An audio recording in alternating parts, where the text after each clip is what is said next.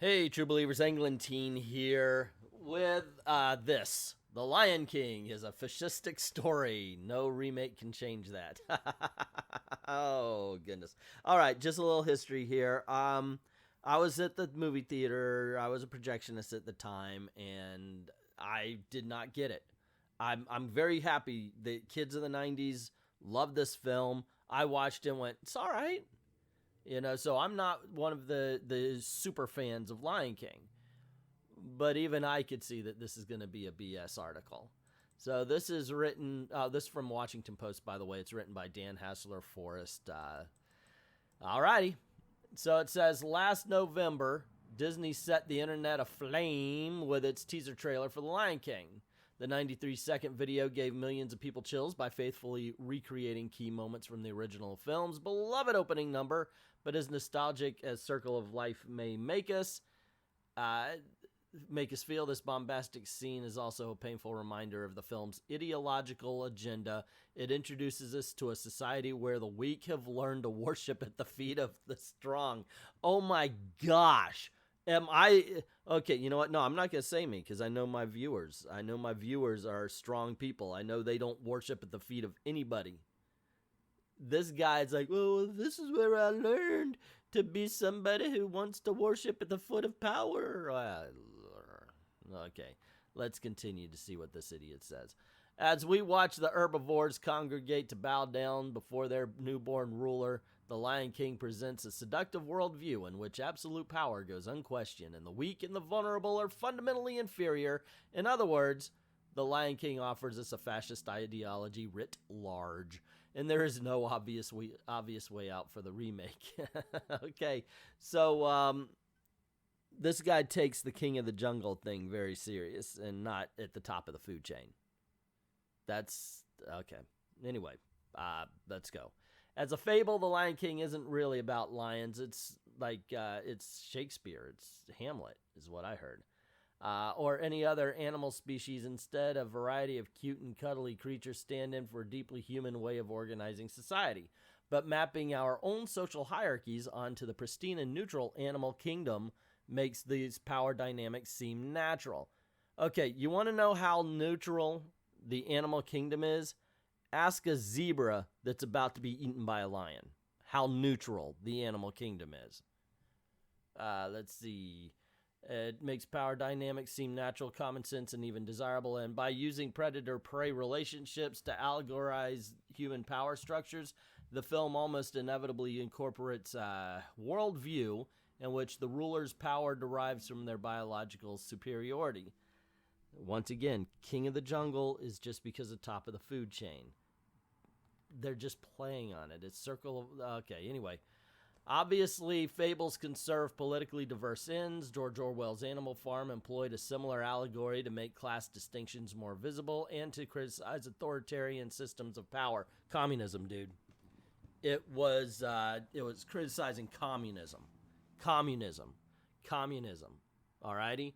Not criticizing authoritarian systems of power, communism. Similarly associated, and you could say, well, that was, no.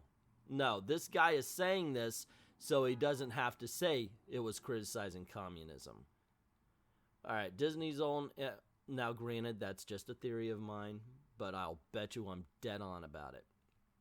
Disney's own anthropomorphic Robin Hood adaptation similarly associated power systems with an animal food chain, using its allegory to poke fun at the obvious greed and corruption that define the predatory ruling class.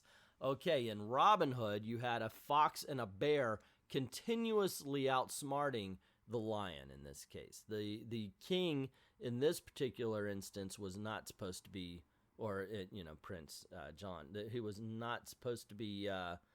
looked upon as anything to see as a role model. And so you had the fox, Robin Hood, and the bear, Little John, constantly undermining him. As a matter of fact, so did the people. They continuously made fun of him. So it's not the same thing as what's happening in The Lion King. Let's see. The sympathies of The Lion King, though, lie elsewhere, at least in the original film. Doubling down on Disney's historical obsession with patriarchal monarchies It places the audience's point of view squarely with the autocratic lions, whose Pride Rock literally looks down upon all of society's weaker groups, a kind of, and here we go, Trump Tower of the African savannah. You do know that as president, he's got the White House, right? When Grand Patriarch Mufasa explains patiently to his son how the division of power works. It's not the division of power, it's the circle of life. We eat the antelope eats the grass. We die, we become one with the grass. The antelope eats us, the circle of life. That's not division of labor. Okay, if you think that's what labor is, I feel sorry for anybody who works under you. Let's see. This seems acceptable when we think about the environment where we associate balance with sustainability, but when we consider that he's really explaining to his heir why the natural order makes it normal for kings to devour the peasants, the lion's perspective feels a lot more unsettling. No, what he's saying is everything devours everything else, in one way or the other. We all have to survive. We all have to eat. It's not saying, wahoo, we're going to get them, son. God damn, what movie did this guy see? Seriously. Bad as it is that the powerful are presented as inherently better than all other species, things get substantially worse once hyenas are introduced, with the lion standing in for the ruling class and the good herbivores embodying society's decent law-abiding citizens. The hyena transparently represent the black, brown, and disabled bodies that are forcefully excluded from this hierarchical society, noticeably marked by their ethnically coded street accents. Excuse me, Sparky? Yeah. James Earl Jones voiced Mufasa, and last I checked, as a matter of fact, first I checked, he's black. Just gonna put that in there. All right, the hyenas blatantly symbolize racist and anti-Semitic stereotypes of verminous groups that form a threat to society. Okay, all right. They don't represent hyenas who are scavengers, but okay. Just as fascistic leaders constantly pinpoint specific groups to vilify and cast out from their view of a balanced society. Like, say, if somebody were conservative and they lived in a place like Portland, you may have fascists trying to silence them or even beat them into submission. Dare they reveal the true purposes of the normal Portland political views? Just saying. Could be. I mean, he might have a point here. Alrighty, I lost my point. So, blah, blah, blah. Where are we here? Let's start right around here. Nope, where'd I go? Oh, there we are. The film's heroes are preoccupied with keeping their kingdom free of contamination by undesirable characters who are consigned to the shadowy ghetto-like areas beyond our borders, on the wrong side of the tracks. With these elements in place, the film's plot centers on what happens when the natural supremacy of patriarchal rule is interrupted. Now we got to bring in the patriarchy. This betrayal of tradition is predictably orchestrated by SKYE, the misfit lion, whose desire to advance the status of minorities is presented in a way that resembles conservative caricatures of liberal politicians, wherein compassion is supposedly a masked form of opportunism. Yeah, actually, that's exactly what it is. Hey, you elect me, I'm going to give you all this stuff, so I want you guys to back me. That is, hey, good, you got one right. That's exactly what that is, and it's exactly what happens. Look at them, they're racist, they're not giving you what you need, but if you follow me, if you put me in that power, I will. And what happened? What happened in Lion King is what happens in real life too. Things fall to pot. Let's see, wherein compassion is supposedly mad, blah, blah, blah. Oh, okay, so here we go. Simultaneously, his effeminate gestures and apparent lack of interest in heterosexual reproduction mark him as queer, so now Scar is gay? Like Jafar and Ursula and many other villains. That's what it goes to say. He's literally saying Scar is gay, so is Jafar, Ursula, and many other villains in Disney's rigidly heterosexual world. Okay, Scar had a harem at the end. By the way, he does produce a son, And that's in the second movie. Holy Toledo, did you even watch? Do you even Disney, bruh? What the freaking hell? Seriously. Okay. Jafar is very interested in Jasmine. As a matter of fact, he at one point is going to tell the genie to make her fall in love with him. That is so ignorant. And there have been ramblings about Ursula and Triton once had a thing. But she's a squid now. Let her go. Let her just be. It doesn't mean she's, remember, what are you saying about the LGBTQ? Well, I'm sorry, I've got them. What are you saying about the gay community that they're all villains? Honestly, I think this is kind of like the Frederick Wortham thing, where if he goes to Congress and he says, well, these Batman and Robin comics are horrible for kids. Look, they're banging. And Congress was like, oh my gosh, Batman and Robin are banging. Instead of saying, you know what, I read those same comic books. You're a freaking nutbar. I didn't see Batman and Robin banging. It's the same thing as this. Why do you see all of the villains as gay? Why do you this guy is a nutbar. Pure and simple. Okay, and then he goes on to talk about Mufasa as he's got an autocratic regime, as explicitly associated. Okay, so he's talking about how Scar, the whole "be prepared" looked like the evil German person propaganda film, and oh my goodness gracious. Simba's final ascent to the throne, his masculine roar returning Scar's dystopia to its Edemic natural state. Yeah, what he's saying is nature is delicate. It requires the balance. You throw something out of whack, it loses balance. Scar did not understand that, and so everything went to pot. It's an allegory for not keeping nature in balance. That's what it was, you idiot. Gosh, this guy's not smart. He really is not smart. Let's see. Adherence of this principle presents those who question or rebel against it as genetically inferior, malicious beings who must learn to acknowledge their proper place in social order. As critic Matt Roth has written, the movie thereby idolizes bullies by mythologizing. Let me try that again. By mythologizing the most brutal social principles, only the strong and beautiful triumph, and the powerless survive only by serving the strong. Actually, that's the way somebody like this would take it, but other people take it as you should be inspired to be one of the strong and triumphant. Beautiful. That's on you or some other people, but that's what you should do. You should be inspired. Okay.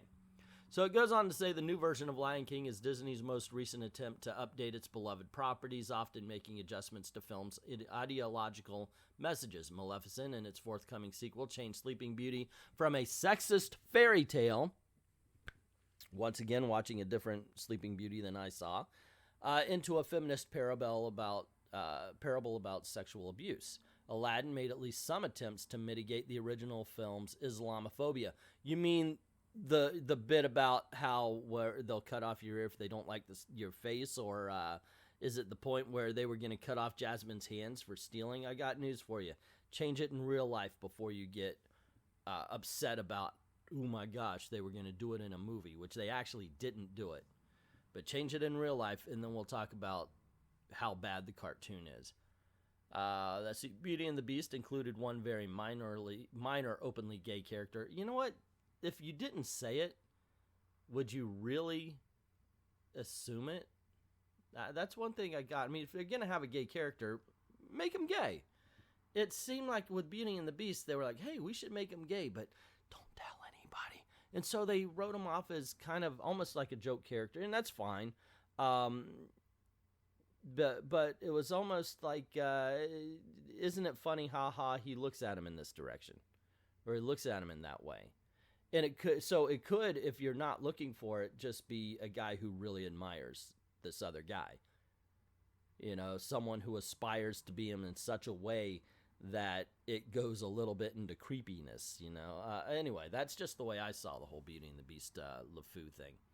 All right, the new Ariel would be a mermaid of color. We already talked about that. Mulan has been overhauled to be less offensive to Chinese audiences, and yet seems to be more offensive than the cartoon to those who look to seek offense, who seek offense. I've got a lot of Chinese friends. I really do. And I'm talking about in China, not Chinese American. And they like Mulan. The story's being told. This one, well, we'll find out. I kind of like the fact that they're not doing the cartoon. That is something I enjoyed. Let's see. By the same token, promotional campaign for The Lion King has emphasized its majority black cast, which swaps out the original's white voice actors Matthew Broderick and Myra Carey for Donald Glover and Beyonce. Alrighty, a casting coup if there ever was one. In obvious efforts to resonate with the company's thematically similar Black Panther, Disney's publicists are emphatically pitching the remake as diverse and inclusive. A room full of black people is not diverse. But they do have John Oliver, so there's one white guy. Let's see, in all honesty, a room of any one thing, that's not diverse. It's tempting, therefore, to jump on the Disney bandwagon and celebrate the admirable, god dang, I can't read today, the company has been doing on this front, and yes, even the most brazenly opportunistic and superficial attempts to improve the way women, people of color, and LGBTQ, you left off the Q, people and disabled are made visible in our popular culture make a difference. Okay, I'm kind of getting bored here. So I'm going to sum up the rest of it. Blah, blah, blah. I'm full of crap. I'm just kidding. Let's see. We need to recognize the problem with Lion King isn't only the ethnicity. Gosh, you know what? I have to stop because I've been doing this a couple of times now, and I'm getting tired. And anyway, there you go, gang. The ethnicity of its voice actors, just as the misogyny of Little Mermaid can't be erased by casting a black actress in a role that's notorious for sexualizing and objectifying a teenage girl's body. What the honest hell Little Mermaid movie are you watching? Are you serious? What Little Mermaid sexualized and objectified a teenage girl's body? Are you saying that a girl, if she, a teenage girl, now, I've got daughters, so I'm going to go daddy on this a little bit. Are you saying a teenage girl brought by her family, how young do you want to go here also? To the beach, just because she's maybe in a bikini, she's sexualized? What the hell are you looking at the beach, sir? You are doing the objectifying. Presenting is not objectifying. It's how you take it. You, sir, are the sicko in this particular instance. Holy Toledo. No, Ariel is not sexualized in The Little Mermaid. As a matter of fact, she's quite innocent to the point where she's combing her hair with a damn fork. Holy Toledo. Excuse me for getting a little angry here. What the honest hell? Okay, you know what? This is a troll. The Washington Post has published a troll. At the moment when far right is on the rise, when we debate whether to call the horrific shelters on our border concentration camps, and when anti-Semitic and Islamophobic hate crimes continue to increase, are they really? Should we check statistics on that? We should ask ourselves what it means to obsessively revisit narratives that celebrate the strong, the beautiful, and the powerful, while looking down upon the rebels. See, this movie doesn't look down upon those below Pride Rock. They really don't. As a matter of fact, that whole circle of life, that whole speech talks about how everything is equal, how everything has its place. I don't know. Anyway, that's enough of this crap. This guy pissed me off with the Little Mermaid thing to the very end right there. Once again, Dan Hassler Forrest is an author and public speaker on media franchise. Dude, you have no freaking clue what you're talking about. Honestly, you don't. God damn. Anyway, that's all I have to say about this. Let me know what you think in the comments below. Also, you know what? I'm just going to flat out say YouTube is fucking up my channel. Really, seriously. We actually figured out it's not crushing, it's more throttling, because like in the first hour or so, my videos do really well, and then they disappear off the map. And I don't get views, so they've really messed it up. I even showed in a live stream last night how they took 30,000 views and over $150 of revenue off of my channel, and then said that it never happened, and I could see it with my own eyes. So anyway, to combat that, I got a Patreon, I got a Ko-Fi. I want to work for my money. So on Ko-Fi, I've got an area you could go and you could commission a video, and that means you could go over there and you put down you put down a donation, and you say, hey, I want you to do that video, and I will do that video. Right now I'm working on 2, getting them all prepared. One's about Exo Manowar, one's about the miniseries Wanted by Mark Millar. And I'm looking forward to these being published. I have a lot of fun doing these. So by all means, let me earn my money. Go on over, find the category of video you want done, find the character that you want done or the storyline you want talked about, and I will do it. It's to combat what YouTube has been doing to me. As far as this video is concerned, help me out by clicking like and sharing, and just a little comment always helps the algorithm. So I appreciate everybody. I really do. I appreciate everybody who's already done that, who's helped me out in that way. And thank you to everyone. Thank you to all the true believers.